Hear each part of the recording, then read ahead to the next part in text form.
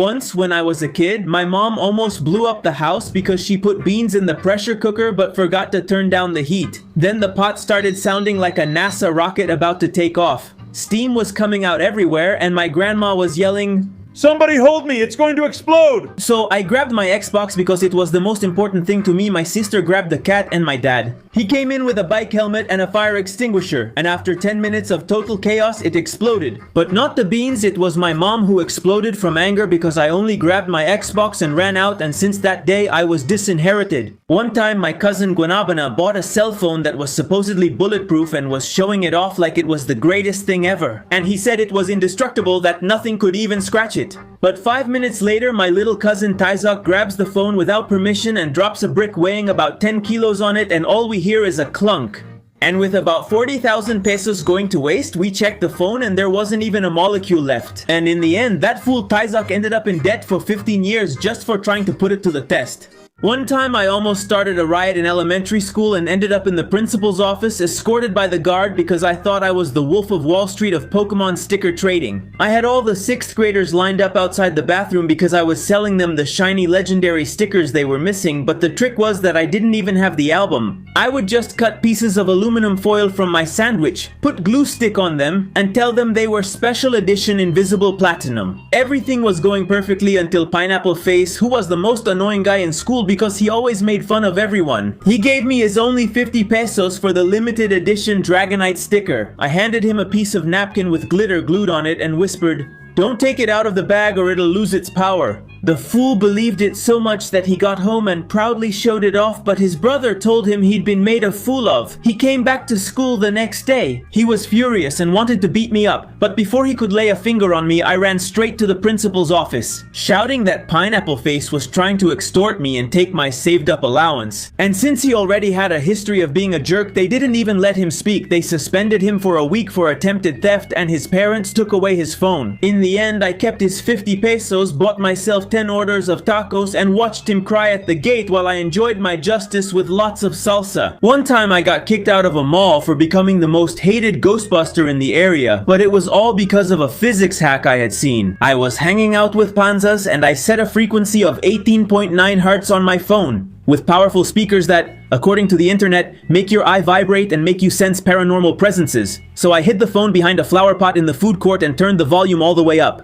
After 2 minutes, a lady started screaming that someone blew on the back of her neck, and the security guard turned pale, saying he felt a heavy presence. But people were already paralyzed, really scared, and couldn't move, and some crazy people were recording TikToks saying that place was haunted. But right at the climax of the panic, panzas ran out, and my luck ran out too. Also because my phone accidentally connected by Bluetooth to a giant screen that was in front of me. The frequency was cut off and my alarm started playing. "Get up, Manuelito, it's already late," with a chipmunk voice and at full volume. The guard looked at me in shock when he realized it was me, grabbed my neck and threw me onto the street. In front of everyone, my parents found out and grounded me for a month for scaring the ladies. And now I can't go to that mall anymore because the guards have a picture of my face in the security booth with the name Squirrel Kid. High risk. And it was worse than I thought because I ended up being the ghost squirrel kid once when I was 11 years old. They kicked me out of my own birthday party for being a thief because the police came to arrest me in front of all the guests. But it all started 3 hours earlier when I went to the convenience store to buy chips for the party and grabbed like 50 bags. Then the cashier looks at me and says, "Are you going to pay for all that?" And I'm like, "Obviously, dude, it's my birthday." When I left the convenience store, I forgot to pay for the chips because I was in a hurry and excited. I ran home and in the middle of the party with the cake and everything, someone knocked on the door. And it was the police with the security footage from the convenience store. And my mom yelled, "This is the thief," pointing at me. They made me return the chips that were left, pay for them with my birthday money, and all my friends left saying the birthday boy is a thief. Once, when my godmother Diamantina gave me an electric toy car, my little cousin Tizok turned green with envy, but the worst came after. My cousin Chanok, who is an official partner in Bad Ideas, convinced Tizok to kidnap my toy car and hide it at my uncle El Chompira's house. So we carried out a Paw Patrol commando operation with my buddy Cameron Scene and the little barrel to get it back. But when we got there, Chompiras had already modified it with speakers, lights, neon, and even fake turbines. Worst part is he now charges 100 pesos for the ride, and it's not even his. One time I made them close down an entire mall because I thought my reflection in the mirror of a dark bathroom was a demon coming for my soul. And I ended up setting off the fire alarm with an industrial extinguisher because I was trying that stupid Bloody Mary challenge in front of the mirror. At 9 at night, when just by pure bad luck the power went out because of a short circuit. But the panic disconnected my neurons, which are already kind of disconnected to begin with. But this time it was completely because I saw in the background behind me a shadow moving. I felt a horrible chill on the back of my neck, and instead of running like a normal person, I grabbed the first thing I felt on the wall, a chemical powder fire extinguisher. And I started spraying foam like crazy, yelling, "Go to hell, damn Satan!" filling the whole bathroom with that blinding white powder. Visibility was zero, and the poor security guard who ran in to see what the heck I was doing, he slipped in a legendary way on the foam that was on the floor and went flying like a penguin on a skateboard while shouting for help. A terrorist attack! In the end, the light came back and we discovered that the demon was just a jacket hanging on the bathroom coat rack that was moving with the air from outside. The guard saw me covered in white, gave me a good smack on the head, and I said, "Damn, Veronica, she almost gave me a heart attack." And he replied, "What will really scare you is a lawsuit. Share this with your friend the scaredy cat who can't handle anything." One time they kicked me out of a millionaire's funeral and I went back. I became the laughingstock of the whole cemetery because I ended up being the grandson of a lady I didn't even know. It all started because my mom sent me to the funeral of a distant uncle I didn't even know. So I arrived late, saw a bunch of people crying over a golden coffin and thought, this is the place. I had to pretend I didn't know what was going on so I wouldn't get scolded. I walked up, cried like someone had taken away my internet, hugged the widow and shouted, "Why are you leaving us, Grandpa?" The lady was so moved that she grabbed my face and said to me, "You must be the secret son my husband talks so much about. Don't cry anymore. He left you the luxury truck in his will." I already felt like I was on the inheritance version of Shark Tank until I saw my mom in the distance frantically signaling to me that my uncle was 3 graves away in a wooden coffin, nothing fancy. But when I tried to run away, the lady shouted, "Don't let him go, my only comfort." And her bodyguards chased after me thinking I was in shock. Ultimately, I confessed to high society that I was clueless and they immediately kicked me out. Now, whenever I pass that cemetery, the guard shouts, "Stay strong, air." Once when I was in middle school, my buddy Cameron tried to fool the teacher and came up with the most -1000 IQ idea ever because he said, "Teacher, my homework was stolen." And the whole class went into detective mode, but we checked backpacks, desks, bathrooms, and nothing. Then the principal asked for the security cameras, and after checking them, they saw my buddy Cameronson in one of the recordings. Really sneaky, flushing his homework down the toilet because he did it so badly and preferred not to turn it in, rather than have them make fun of him. But the worst part is that now they make fun of him even more because of the dumb thing he did. One time at school, my school disciplinarian ended up apologizing to me on her knees, thanks to a karma stone I made up so she wouldn't take my phone away. The lady was superstitious, so I grabbed a stone from the yard and told her, "Ma'am, this burns thieves." But what she didn't know was that I had a chemical hand warmer, so she thought I was crazy. But when she took my phone away, I put the stone in her hand and it started to heat up. The lady screamed, turned pale, threw everything on the floor and started praying, thinking the devil was punishing her. The principal found her pouring holy water on herself while I was picking up my things, and from that day on she thought I was the shaman of the school. Once I was about to meet St. Peter because I thought my IQ was higher than Isaac Newton's. I was only 10 years old and I was totally convinced that I had found the hack for immortality and that if I uploaded it to YouTube, I was going to become a millionaire from the views. So I went to my dad who was watching soccer and I told him my theory. Bam. If I jump off a building from the 20th floor with a chair, I'll survive and I won't die. He looked at me with a look of deep disappointment, but he let me explain my quantum physics to my friends. I told them, "Look! It's easy! I get on the chair and we jump.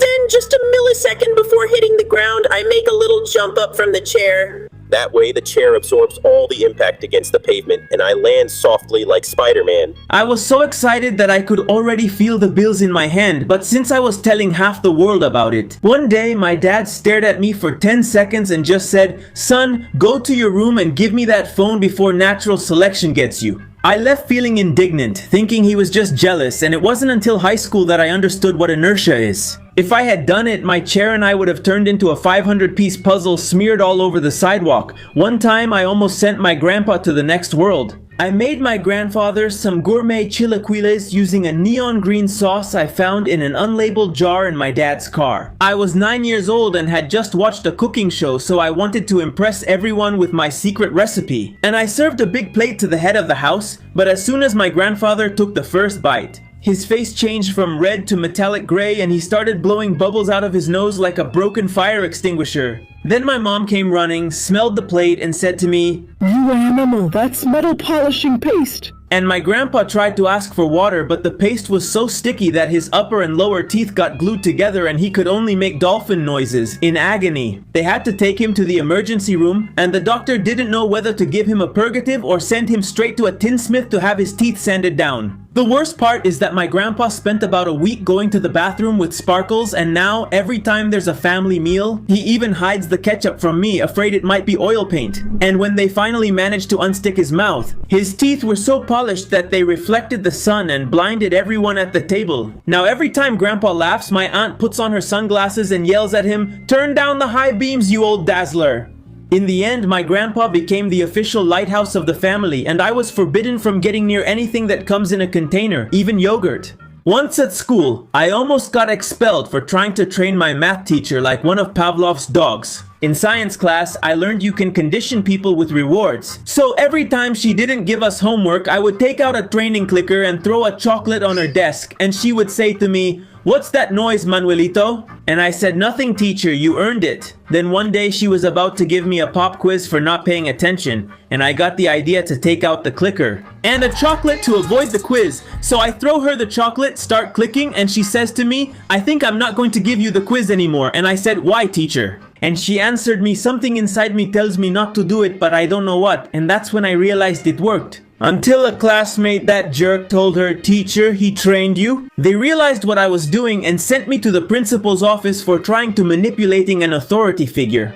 I was this close once at an amusement park. My little cousin Tyzok caused a massive heart attack because of something stupid he did. We were all excited, standing in line to get on the pendulum ride. Sardina, the dumb Tyzok, and me. But the idiot yells at the top of his lungs, "A piece fell off the motor up there, it's going to explode." But one of them did hear him and told the others. And everyone went into full-on panic, because that park was famous for its rides breaking down and screws coming loose. Then the operator turns to look at Tyzok with a face like he was going to kill him and grabs him, straps him in. And once the ride was over, he put him on alone and set it to turbo level, maximum power, and all you could hear were Tyzok's girlish screams. We all cracked up laughing because you could hear them throughout the whole park. One time I almost caused a SWAT operation and became the most wanted ghost in the city because I fell asleep in the movie theater and got locked in during the middle of the night. It was 11 at night, a 3-hour movie, and I was as sleepy as a hibernating bear. I woke up at 3 a.m. in total silence and complete darkness. I panicked, and since I couldn't see anything, I started walking blindly through the hallways until I ended up by mistake in the concession area. My brain in survival mode thought, if I'm going to die here, let it be while eating nachos.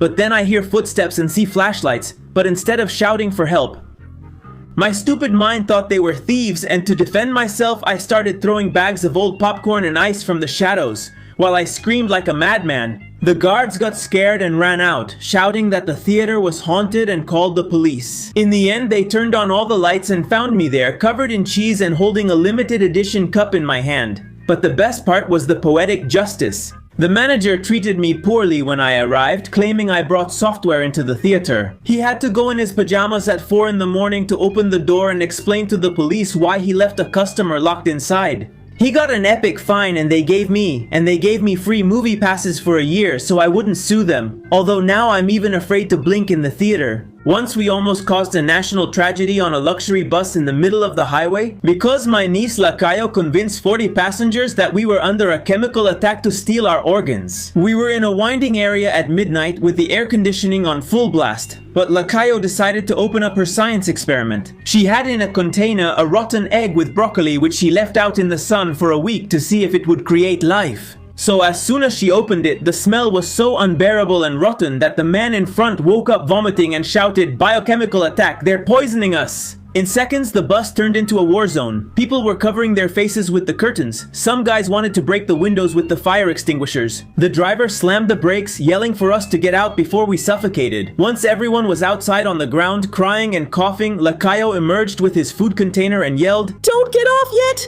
The guy in the back still needs to smell it for my homework! In the end, the driver almost left us stranded in the hills. And my mom had to apologize to everyone while she emptied a bottle of perfume in the aisle so it wouldn't smell like something died. Since that day, Lacayo has been known at the station as the Chernobyl girl, and they banned us from bringing any food that isn't in a bag. Once in 5th grade, my teacher punished me and kicked me out of the classroom for humiliating her in front of the whole class because she told me, Complete silence, not even a giggle. But I've always been hyperactive and I didn't listen. And that made her even angrier because I said, okay, I won't talk, I'll act, and I took out a little puppet that I used as an interpreter as if he spoke for me. Then the teacher looks at me and says, What the heck are you doing, Manuel? And without saying a word, I put the little doll in front of her and write in my notebook. He says he has a bean stuck in his tooth. The classroom burst out laughing, but the teacher covered her face, turned red, and yelled at me in front of everyone to get out of her class. That day they nicknamed me the doll because I caused more chaos without a word. In elementary school, my teacher nearly called the police because I brought a Ziploc bag with blood, hair, and ground meat. And when she asked me what it was, I told her, the teacher turned pale and screamed, What did you do to your dog? She ran to the principal's office, then the principal, 2 teachers, and the janitor surrounded me while I cried. I explained to them that my dog had been run over and died last night, and my mom picked up the remains in a bag to bury him, but I grabbed that bag without checking. Then the principal called my mom trembling, and my mom answered, What do you mean? The dog is here barking with me. Everyone fell silent, looking at each other. Then they checked the bag more carefully, and it said, For Firulais, written with a marker, and it was his raw food that my dad had bought at the butcher shop. They deducted 5 points from my grades for values for lying and traumatizing people, and the teacher requested a transfer to another class. One time, my dad almost set the house on fire at 3 in the morning because I convinced him that a demon was pulling my feet. I was 8 years old and in the middle of a full-blown night terror, screaming that there was a shadow with red eyes standing in the corner of my room. So my dad, who pretends to be brave but jumps if a bee flies near him, came in like Rambo with a baseball bat and a can of my mom's hairspray. And in his desperation to exorcise the room, he started swinging the bat in the air and spraying hairspray everywhere, shouting, Get out of here, evil spirit! It was total chaos. When he hit my trophy shelf, he slipped on all the liquid he had sprayed and accidentally set off the house's panic alarm. Within seconds, the neighbors and even a police car showed up thinking someone was killing us. When the police came in, they found my dad in his underwear, crying from sheer panic and pointing at the corner in absolute terror. The officer turned on the light and the demon turned out to be a T-Rex toy that turned on by itself with red eyes that looked super scary in the dark.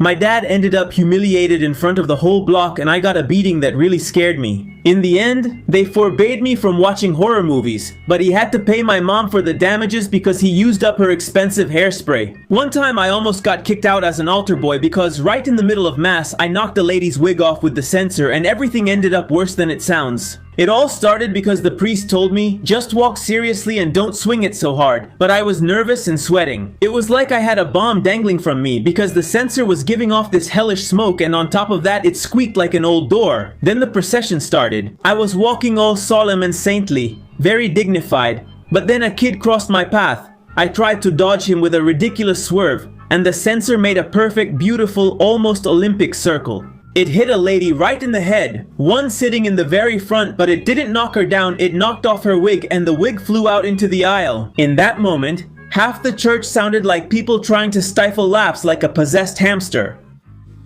But the worst part is that the lady thought someone had messed up the side of her hair. She turned around furious and hit the man behind her with her purse even though he wasn't to blame. Then the man shouted, "It wasn't me, it was the smoke boy," and he pointed at me, and I was still there standing stiff with the censer hanging while the priest looked at me with biblical disappointment. But just when I thought the worst was over, the choir tried to keep singing. From the back, you could clearly hear a child's voice say, Mom, the lady's wig is flying. That's when the whole church burst out laughing.